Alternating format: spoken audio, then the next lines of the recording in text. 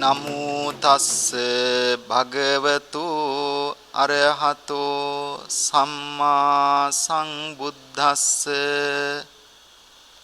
ආරෝග්‍යා පරමාලාභා සන්තුට්ටි පරමං ධනං විශ්වාසා පරමාඥාති නිබ්බානං paramang sukhang.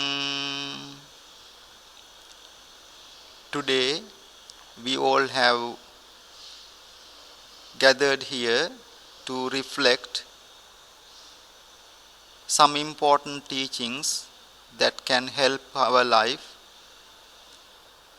as delivered by the Lord Buddha.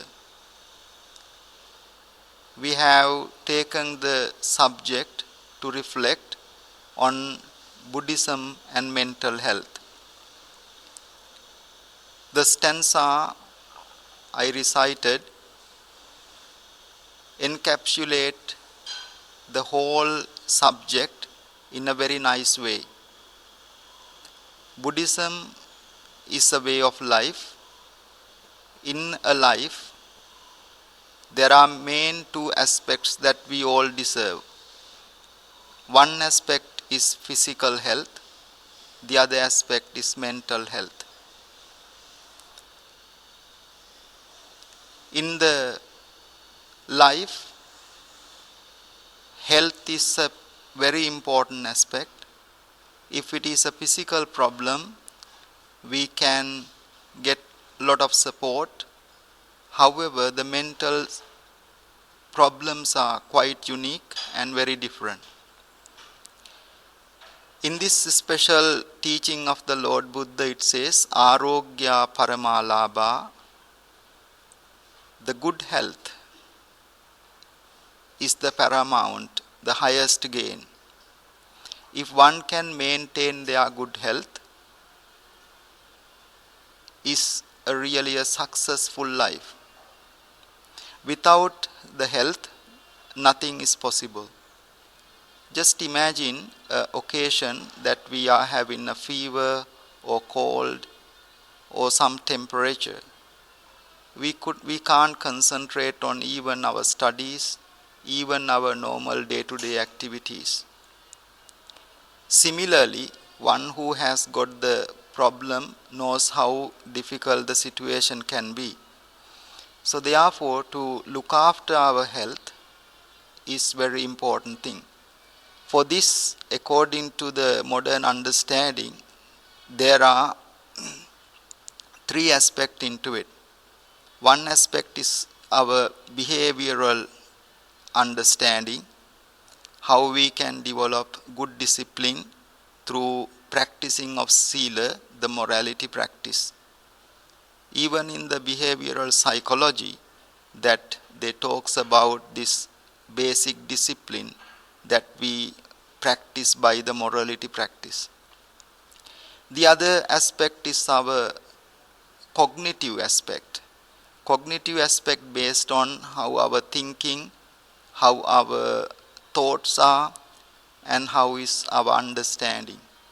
So that thoughts especially we call what we think is karma, chetanaham bhikkave kammang vadami.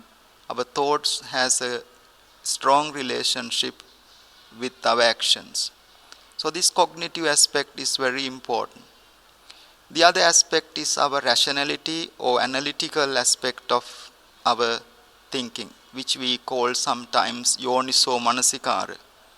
Having the wise understanding, having some rational understanding, that brings by understanding whether it is a useful thing or unhelpful thing that can help our lifestyle to maintain the good health.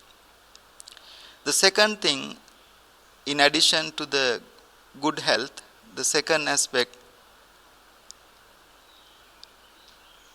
to develop some confidence in our life is very important thing. That is called kind of a saddha or the faith in our heart, and to have some determination about our practices and moralities. Third aspect of it is to develop some sense of satisfaction we call santutti. The happiness is highest medicine. If one can be content and if one can be satisfied with what we have and maintain some happiness in their lives, that brings a lot of good health.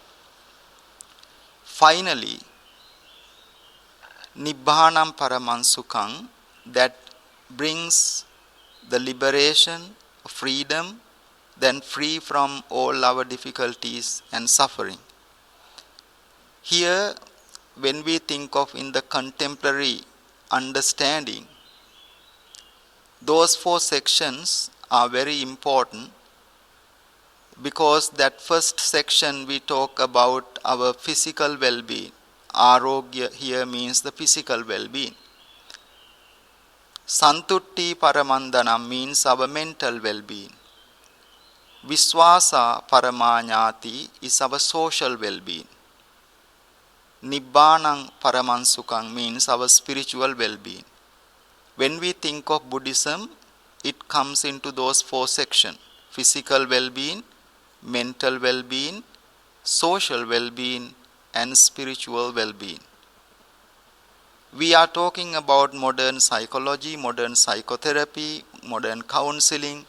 However, 2600 years ago, our Lord Buddha in his teachings mentioned all these aspects. Most of the modern scholars, psychotherapists, psychoanalysts, scientists, especially even the modern world neuroscientists, are now using all these teachings and making them into more health beneficial aspects.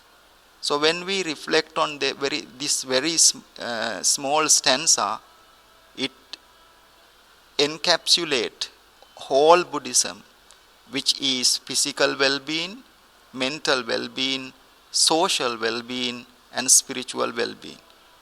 Out of those 4 aspects, there is no other thing that we can think of in life. Kāyika, physical aspect, mental aspect, and also the social aspect. What we are, who we are, where we are, is very important. And eventually, everyone needs some sense of satisfaction in life. That's called some spirituality. With that, I would like to conclude my reflection on Buddhism and mental health. I can go on to explain about the modern psychological psychotherapeutic aspect, but more practical thing is to understand the Buddhist teaching in more practical sense and benefit from it. With the understanding of these teachings, we can benefit in our everyday life. We are very grateful to the organizers for making this available to the whole universe. With the merits of this, may their all aspirations be fulfilled, and may this bring the fulfillment of their aspirations for the liberation, good health, and happiness in this very life.